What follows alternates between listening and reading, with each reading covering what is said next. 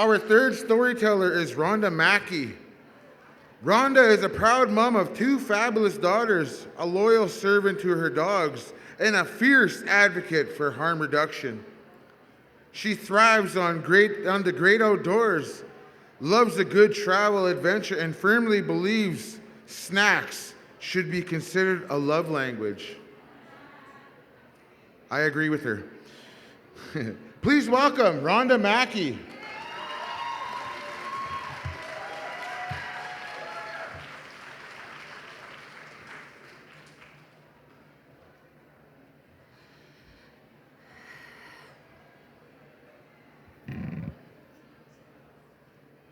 Hello, everyone.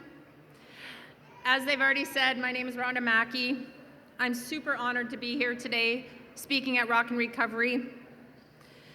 When I was first asked to share my story, not as someone who's lived with addiction firsthand, but as a mother who has, I hesitated. I wanted to be sure that I wasn't taking space away from somebody's story who might be more relevant. But the committee reassured me that the journey of a parent is a vital part of the story of addiction and recovery. So today, I'm speaking from a parent's heart through the lens of love, hope, and healing. There was a time when my daughter was living on the streets of Windsor, lost, deep in her addiction. It was one of the most heartbreaking chapters of my life. I want to try and put into words what it felt like as a parent. It felt like calling her phone every day and never getting an answer, scouring social media for any trace she was still out there, still alive, dialing every number she had ever called me from, clinging to the hope that one would connect us. I found myself texting strangers, people I'd never met, just to ask if they'd seen my daughter. I even forced myself to befriend men who were hurting her, just to keep some sort of fragile lifeline between us. It felt like dreading every unknown number that came up on my phone, terrified that it would be bad news, but needing to answer it in case it was her. If you have somebody with substance use disorder in your life, you know exactly what I'm talking about. The sleepless nights, the constant fear, the exhaustion from wearing a mask every day, pretending everything is fine, when inside you're falling apart. My recovery, and yes, I do call it recovery, began when I found Nar-Anon. In Nar-Anon, I was told something that changed my life.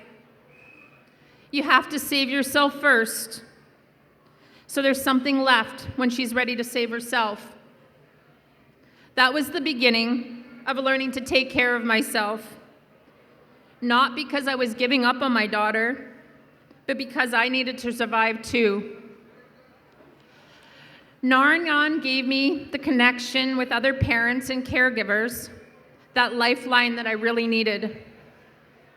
We listened to one another without judgment because we were all walking that same impossible path.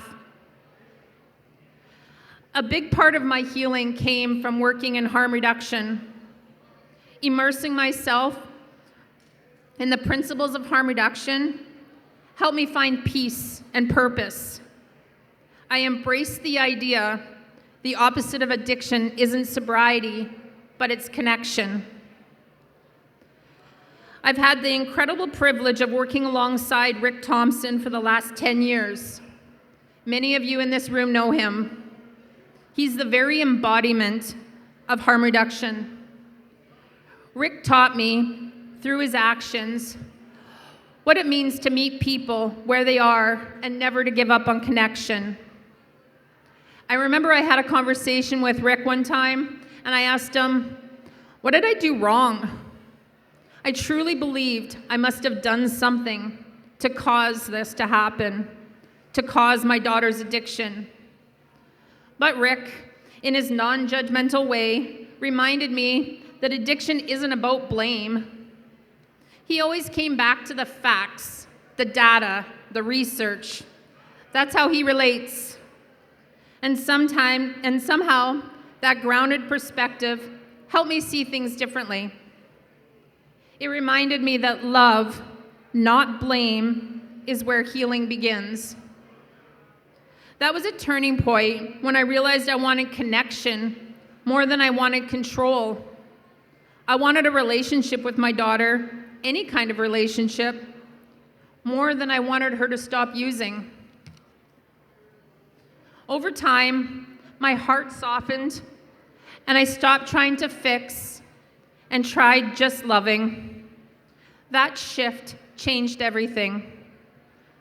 As someone who works at the health unit, I had the privilege of being involved with a project called Parents Like Us, the unofficial guide created by parents like me who have supported a young person through substance use.